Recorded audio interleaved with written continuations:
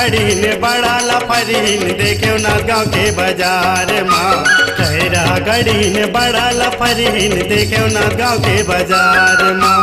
एक जन टूरा दीस मरीज, एक जन टूरा दीस मरीज, टूरी री सलवार माँ।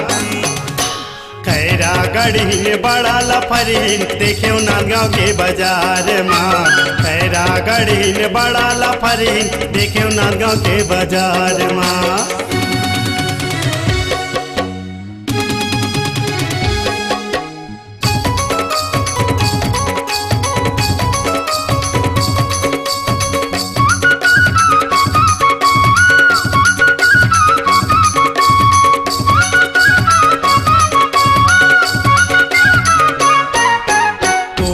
गोरी गाल हवै रे हिरनी कसे कर चाल हवै। तूरा मनहा देख के कहते का बढ़िया ये माल हवै। गोरी गोरी गाल हवै रे हिरनी कसे कर चाल हवै।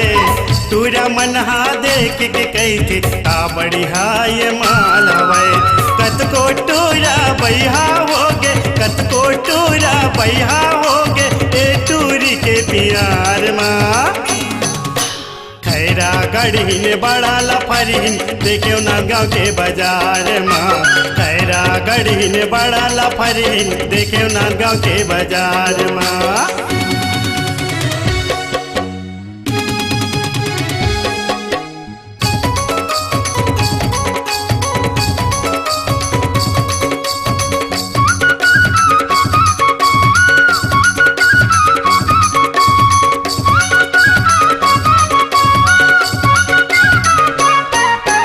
फूल के रस चूसे बर संगी भौरा मन झुमत रहते।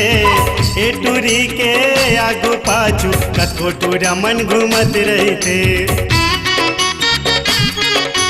फूल के रस चूसे बर संगी भौरा मन झुमत रहते। ए टूरी के आगू पाछू कतको टूरा मन घूमत रहते।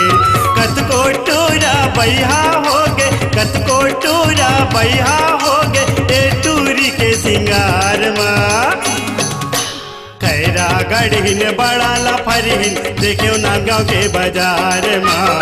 खैरा गढ़ीन बड़ा लफरीन देखो ना गाँव के बाजार माँ।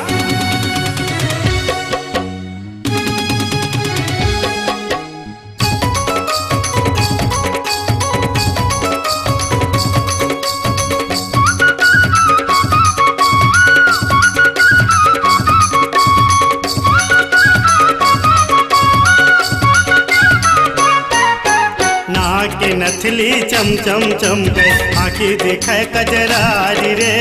16 साल के टूरी आवे अटल कुंवारी रे। नाक के नथली चम चम चमके आँखी दिखे कजरारी रे।